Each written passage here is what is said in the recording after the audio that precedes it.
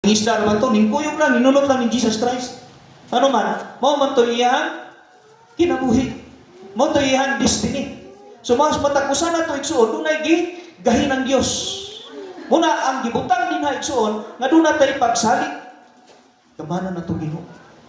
Siya tagiya sa langit ug sa yuta sa tanang butang. Nya mawad ang taubhog. Mawad ang tagpaglaom, maluya ang Kristohanon, nga ato ang Dios maoy provide sa tanan ngani kanato. Amen. Atong pagpaka ng Ginoo. Hallelujah. Suko na si Ginoo. Pangayo ka mo. Pangita ka mo. Panukto ka mo. Isulti ang tanan ninyong pangayo. In what way? Unsa nga paagi? Prayer. Kung natay pag-ampo na nimo ang faith, na nimo ang pagsalig igsuon. Ayaw saligin mo galingon. Hello? Amen. Trust in the Lord always. Bisan mo sa imong gibuhat. Nag-eskwela ka, kini ko pag-eskwela, Lord, para din nimo. Amen. No? Kini nga ko ang pagtrabaho, Ginoo, para din nimo. Kung mauna na to ang Diyos, walay maulahin na to. Amen. Amen. Mag-una kita at pagpaka na buhay nga Diyos. Hallelujah. Kanan, i-provide sa Ginoo ano man, naataani. Kanang sultis Ginoo, og siya magadirect sa atong mga dalan. Ngano man, naman tagat salig sa itong Ginoo. Hello? No? Siya itong tutukan. Una nga, diya sa pag-eskwela, so tiyanta mo Ginoo, no? mga estudyante, dili sa yon. Usahay, may galing mo ron kay sakto mo og support. Ako sa una, patay-patay kong allowance. Kay mahal kayo bayad ang eskwelahan, siligan mo kung nag-eskwela sa ICC. Nalunupan taon akong alma mater. Usahay, mangawat na kong bayaba sa akong silingan dito sa boarding house. Inikikap sa akong silingan, wala na sulod tong putos. Sa gilaw-gilaw pa, tanong na ko, utong mong kayo. No, di punta mo kaon, di pas mo punta. Dili sa yon. Muna nga, nagkinahanglan tagpagtuo, pagsalig sa atong buhi nga Dios. Kaya kining mga butanga, kung naani na to igsuon, dili mawala ang ato ang koneksyon ngadto sa Ginoo. Naghulat ta sa Dios, naani siya mga butanga, nagsalig ta sa Ginoo. No? Dili ta maluya. Dili ta wala sa ere dinastong pagpangalagad sa Ginoo. Amen. No, kung ato gyud buhaton, kung ato gyud ano no, si Ivana Alawi nagka-realize siya ana siya nga mura po siya si King Solomon, ana siya katawangan diay sa tanang katawangan matud pa niya mangko nimo tanang butang, nakay balay, nakay sakyanan, daghang kag kwarta sa bangko. Pero kung mamatay ka, di mo na madala. Una nga, mo-share siya blessings. Kaya manabasa diya nga, kung magbuhat at maayo, dunay paglaom. Diya sa presensya sa Diyos. Amen. Amen. No? Ang tinuod ng iglesia igsuon katong nagaduaw sa ilo o sa mga balo. Mo na tinuod ng iglesia. Sige tagingon kita ray maluwas niya, wag kita katabang sa tong silingan. Di kita kapahulam og bugas. Hello. Amen. Na to ang gugma. Amen? No?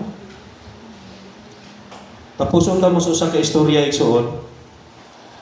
Doon na isa kaginikanan nga gibiyaan siya sa iyang bana, doon na siya tulog-anak. Single mother sa tulog ka kids. Pero she fight everything for the future no sa iyang tulog ka anak. Usa ka babae, duha ka lalaki. Yang ipa-eskwela, naglabada siya, bisan siya gibuhat. Kahumag eskwela siya, yung mga bright man po. Nangaburot tanan. Pero sa kaigayon, nangabilyonaryo na yung anak. True to life story, so kay taga Quezon City at taga Quezon Province man siya sa Pilipinas. Yung mga anak dito, established na kayo sa abroad. yung mga bright man, engineer, puros man mga engineer. Pero ang ilang inahan igsoon, luoy kay das Quezon Province, nagpuyo lang balong-balong. Actually, nung na sila ay contact silang inahan, kinamay cellphone, tingali, padalaan natin nila, pilalang, kakaon. One time, pagtawag nila, dili na mo tubag. Nabalakan atong kamagulangan. 1 week, wala na nitubag atong inahan. Nabalakan ako, balik ta sa Pilipinas. Pag-ato nila dito igsoon, ang ilang balay nga balong-balong, gi-angkon igsoon, kay himuan o kanabang tunay negosyante ba? Tukuran o kuan, negosyo. Montongan, hadlokan niyang inahan, kay wala siya kwarta nga ikasukol o kaso, i-relocate lang kuno siya. Pero dito siya ginala sa may merkado, ipapuyo lang taon siya katong igura po siya masulod. No? Ito pag pila may istorya, to make the story short, abot nilang anak dito, pagwangan, pag ato dito silang balay, wala na. Ngunta na siya silang silingan, nahaman akong mama. Wala na itubag itong ilang silingan suko kay nila, kay dato na nila, sabi silang ginikanan, wala sila katabang. Muto nga, doon ay sa katigulang, yung sa tuwa dito sa may merkado, to sa ito kapuyo. Pag ato nila dito, nagkurong, ang kamot silang inahan, ingigay dito, walang gagayla nila. Pero pag ingaw sa kamagwangan, ama, naroon naman ka diri. Nihilag igsuon. Nihilag ang inahan. Ang anak nihilag, nagpanumbag si Yuta, anuan. Sa kataas panahon, ang ginikanan, muna siya tanaw no, sa mga anak. Na kung establish na ta, mawala na sa iri ng ginikanan. Ang word nga honor igsuon, muna siya ito ang ato bang ipos ang atong ginikanan. No? Sa una, atong ginikanan, dili ka kaog Jollibee, atong pakanon. Wala ka sulod ug McDo, atong pasudlon.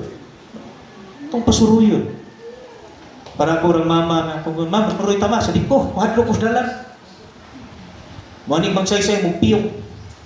Kay hadlok siya ng pangpang. Actually, soon, ni kuhan ko sa kong mama, ni kasabot ko niya kay niagi man ko silang masakir.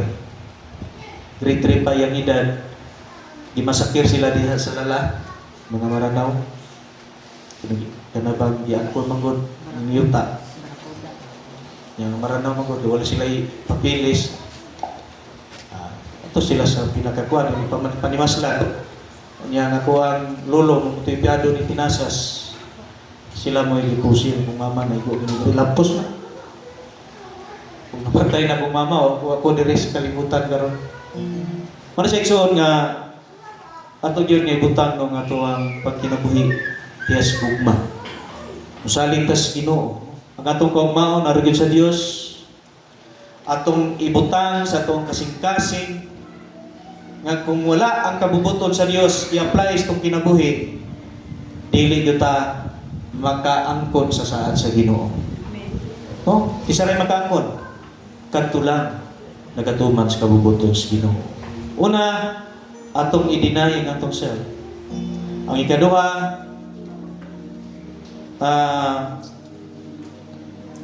atong i-focus no, ang transformation.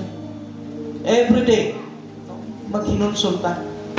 Doon ang ikatuloy igsuon, trust in God's character. Gamanan na itong Diyos. He promised us that He will never leave us nor forsake us. Nang nalagon kayong Diyos,